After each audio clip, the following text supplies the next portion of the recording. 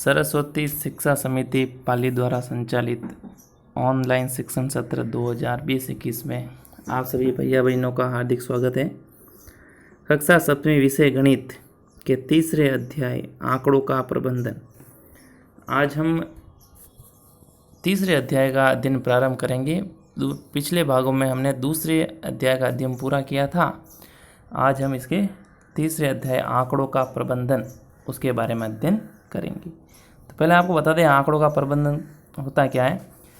जैसे कि किसी घटना के विभिन्न आंकड़े, विभिन्न प्रेक्षण, उनको इकट्ठा करके उनको संक्षिप्त रूप में लिखना आंकड़ों का प्रबंधन कहलाता है।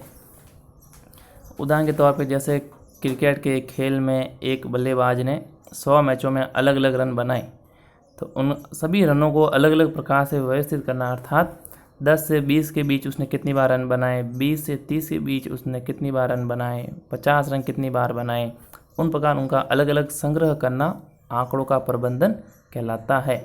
इसके अंदर हम इसके विभिन्न भागों का अध्ययन करेंगे। तो आइए देखते हैं आज के भाग में हम क्या पढ़ेंगे।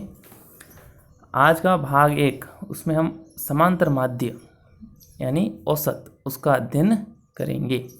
समांतर माध्य, तो आइए उसको हम उदाहरण द्वारा समझने का प्रयास करते हैं। उदाहरण 1 में दे रखा है, प्रथम दाव का परिसर एवं माध्य ज्ञात करो। प्रथम 10 सम संख्या जो है 2 से शुरू होती है, तो 2 से लेकर जहाँ तक 10 सम संख्या हो जाएगी उनको हम लिखेंगे और उनका परिसर और माध्य ज्ञात करना है। तो एक शब्द आया यहाँ पर हमारे पास, परिसर। परिसर का अर्थ होता है कोई आंकड़े कहाँ से लेकर कहाँ तक फैले हैं वो उसका परिसर कहलाता है। अर्थात परिसर ज्ञात करने के लिए आपको उन आंकड़ों में से सबसे बड़ी संख्या में से सबसे छोटी संख्या को माइनस करना है, अर्थात घटाना है, तो आप उसका परिसर ज्ञात कर सकते हैं। तो आइए हम इसका हल देखते हैं। प्रथम 10 सम संख्याएँ, तो हमने यहाँ पर पहले प्रथम 10 सम संख्याएँ लिखी है। सम संख्या होती है 0 से नहीं शुरू होकर 2 से शुरू होती है। 2, 4, 6, 8, 10, 12, 14, 16, 18 और 20। तो इनको आप गिनेंगे तो ये हो गई 10 संख्याएँ है। क्योंकि आपको प्रश्न में उसने 10 संख्याओं का ही पूछा है, तो आपको 10 संख्या ही लेनी है। पहले हम इसका परिसर ज्ञात करते हैं।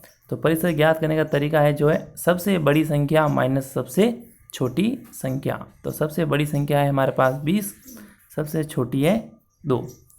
20 में से 2 गए 18, तो इन कह सकते हैं हम इन सम संख्याओं का परिसर जो आया है हमारे पास 18।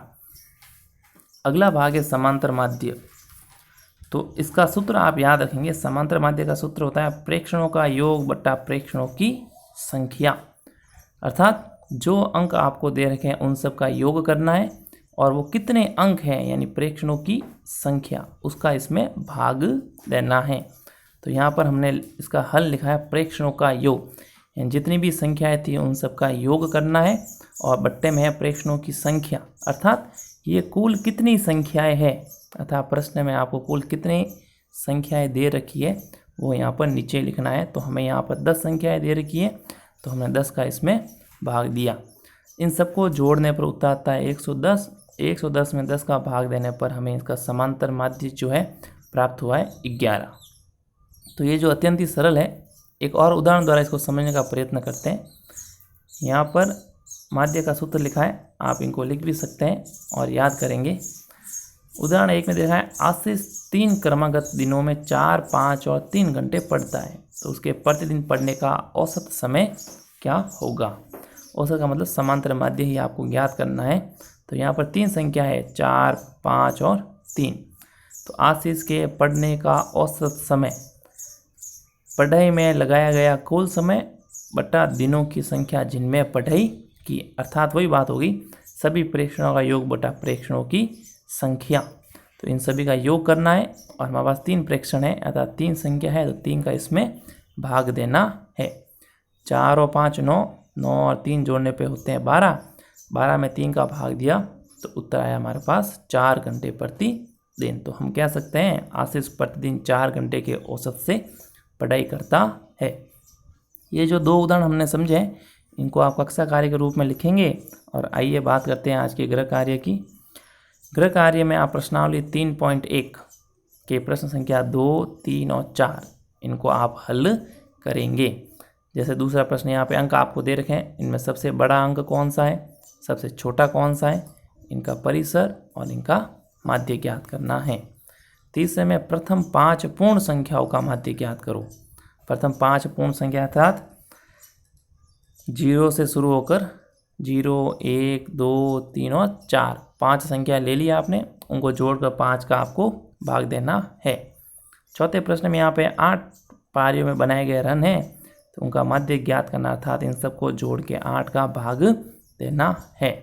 अगले भाग में हम इसके अगले प्रकरण का अध्ययन करेंगे।